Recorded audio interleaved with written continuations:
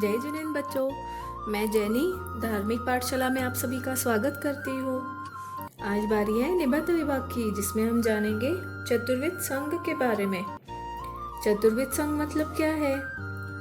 चतुर्विध मतलब चतु मतलब चार और विध मतलब प्रकार के।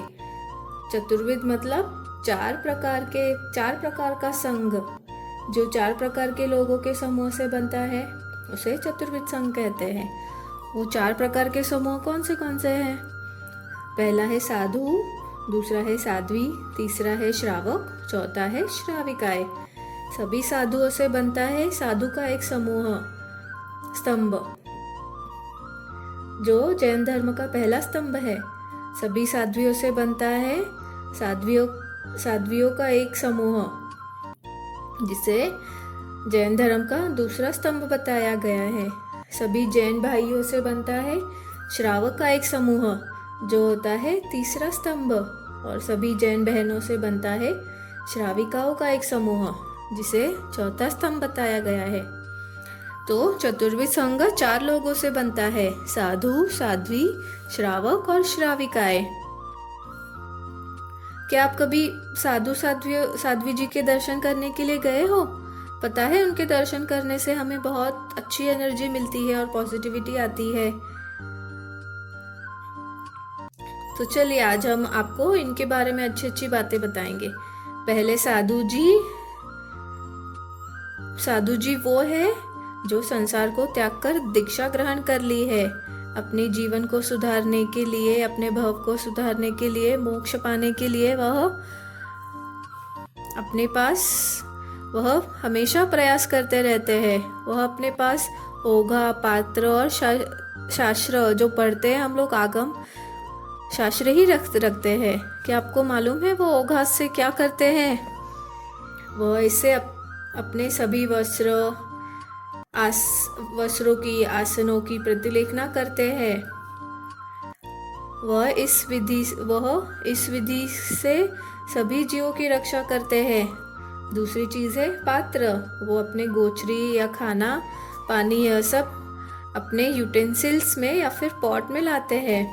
गृहस्थियों के घर से वह यह गोचरी लाते हैं। यह गोचरी जिस यूटेंसिल्स में वो लाते हैं, उसे कहते हैं पात्र। जब भी मर्स आते हैं तो हमें घबराना नहीं चाहिए। 2 कदम आगे चलकर उनको पधारो सा कहकर गोचरी बहरानी चाहिए, सचित अचित का ध्यान रखकर। जो आप अपने बाल कटवाने के लिए बार्बर के पास जाते हो ना, वैसे ही वह अपने बाल कैंची से नहीं काटते। गुरुराज अपने हेयर कट कैसे करते रहेंगे? वो तो उनके हेयर कट के लिए सीजर भी यूज नहीं करते। तो फिर वो कैसे करते हैं? वो अपना हेयर कट अपने हाथों से ही 1 by 1 हेयर पुल करके अपने बालों को अपने सर से अलग करते हैं, और उसे कहते हैं केश लोंचन। और यह विधि करते हुए अगर उनकी आंखों में से एक आंसू भी आया तो वह एक उपवास का प्रायश्चित करते हैं। अब बताओ, वह कितनी बार खाना, स्नैक्स और पानी पीते हैं? डू यू नो, वो अपना खाना, पानी, यह सब गृहस्थियों के घर जाकर सुस्त आहार लेकर ही खाना खाते हैं। उनको सुस्त आहार नहीं मिला तो वो खाना पीना कुछ नहीं खाते हैं, कुछ नहीं लेते हैं, और वो भी सूर्योदय के बाद और सूर्यास्त के पहले।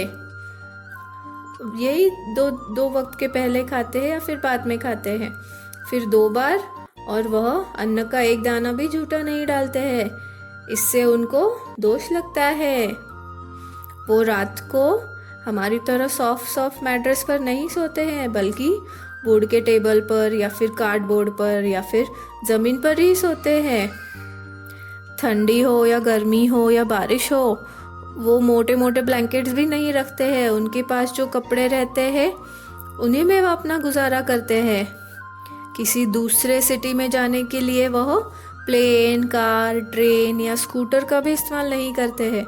वह हमेशा नंगे पाँव बिना जूतों चप्पल से चलते हैं, पैदल। और चलते चलते भी वह बहुत अलर्ट रहते हैं। वो अपने से 4 हाथ आगे की देखकर चलते हैं ताकि किसी जीव पर उनका पैर ना पड़ जाए और किसी जीव की हिंसा ना हो। और घास या ग्रीन ग्रास पर तो वो कभी नहीं चलते हैं। क्यों नहीं चलते हैं? क्योंकि ग्रास में भी एक इंद्रिय जीव है और ग्रास में उसी कलर के बहुत सारे जीव होते हैं। जैसे ग्रीन कलर का ग्रास ऊपर होता है ना, ग्रास पर जैसे लेडी बग होता है, वैसे ही बहुत सारे छोटे छोटे जीव होते हैं जो हमें ग्रास के कलर के होने के कारण नहीं दिखाई देते हैं। और उन जीवों की विराधना होती है, इसलिए मुनिराज महाराज ग्रास पर भी नहीं चलते हैं। फिर बात आती है उनके रहने की, वो कहाँ रहते हैं? वो मुनिराज महाराज है, एक जगह नहीं रहते। दोनों चौमासे मतलब होली चातुर्मास हुआ, संवत्सरी चातुर्मास, इन मासों के लिए विहार करते रहते हैं।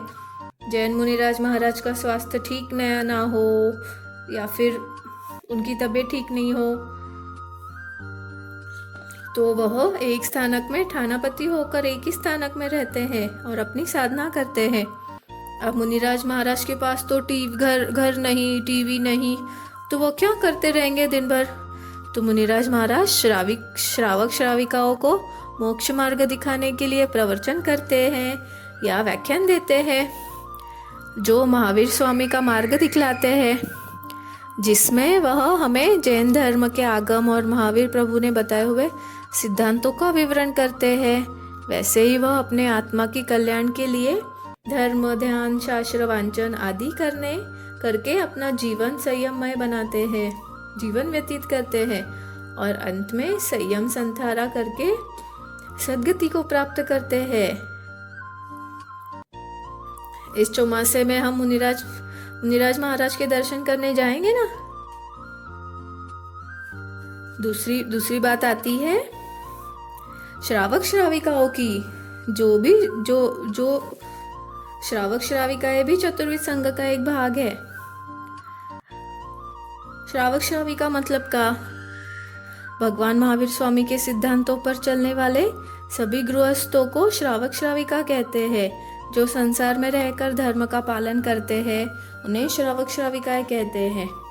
जो संसार में रहते रहते 12 श्रावक व्रत का पालन करते हैं उन्हें श्रावक श्राविकाएं कहते हैं।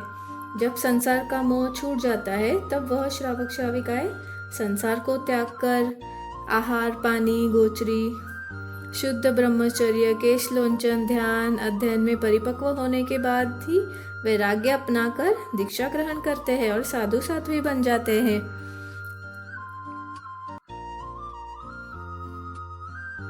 साधु को 12 हाथ लंबा सफेद कपड़ा मिलता है, वैसे ही साध्वियों को 16 हाथ लंबी सफेद साड़ी मिलती है जिससे वो अपना तन ढक सके।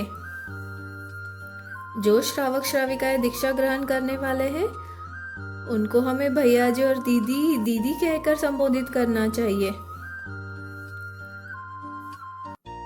और बाकी सभी को जय जिनेन्द्र करना चाहिए। श्रावक श्राविका जब भी तीर्थंकर के समोसरण में या संत सत्यजी महाराज के दर्शन के लिए धर्म स्थान पर स्थानक में जाते हैं उस समय पालन करने योग्य 5 नियम बताए गए हैं, उसे कहते हैं अभिगम। वो 5 नियम कौन से हैं? सचित का त्याग, अचित का विवेक, उत्तरासंग, अंजलिकरण और मन की एकाग्रता। अभी पहला है सचित का त्याग। पहला अभिगम है सचित का त्याग। उसका मतलब क्या है? जब भी हम गुरु महाराज के पास जाते हैं तब फल, फूल, अनाज, सब्जी, हरी सब्जियाँ आदि सचित वनस्पति, कच्चा पानी आदि साथ नहीं ले जाना चाहिए, उसे कहते हैं सचित का त्याग। सारी सचित वस्तुओं का त्याग करना ही सचित का त्याग कहलाता है। दूसरा अभिगम है अचित का विवेक। अचित का विवेक मतलब अभिमान सूचक वस्तु जैसे छत्र है, मोबाइल फोन है, हार है, जूते है, शस्त्र आदि सब एक तरफ रखकर देव गुरु को वंदना करने के लिए जाना चाहिए। भाइयों की सामाई ग्रहण करते समय महासती जी व बहनों के सामने वस्त्र नहीं बदलने चाहिए, एक तरफ जाकर वस्त्र बदलने चाहिए।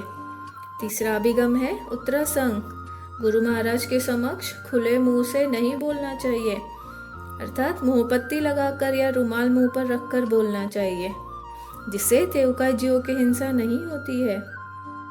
ये था तीसरा अभिगम उत्तरासंग। अब बारी है चौथे अभिगम की, जो है अंजलिकरण। अंजलिकरण मतलब जहाँ से देव गुरु दिखाई दे रहे हैं वहीं से हाथ जोड़कर ललाट पर लगाकर विनय पूर्वक सर झुकाकर वंदना करनी चाहिए, उसे कहते हैं अंजलिकरण। अंजलिकरण करके हम गुरु महाराज को रिस्पेक्ट देते हैं। पांचवा अभिगम है मन की एकाग्रता। गृह कार्य में, घर के कामों में तथा पाप कार्यों में पाप कार्यों से मन हटाकर गुरुवर की वाणी को, व्याख्यान को एकाग्र होकर सुनकर उस पर पूर्ण श्रद्धा रखे और उस पर अमल करने को ही मन की एकाग्रता कहते हैं, जो कि है श्रावक श्राविकाओं का ये थे 5 अभिगम। तो श्रावक श्राविकाओं को साधु संतों के दर्शनार्थ हेतु यह 5 अभिगमों का ध्यान रखकर ही उनके सामने प्रस्तुत होना चाहिए। यह 4 स्तंभ हमारे जैन धर्म के हैं। साधु, साध्वी, श्रावक, श्राविकाएं, इन 4 स्तंभों से ही चतुर्विध संघ बनता है।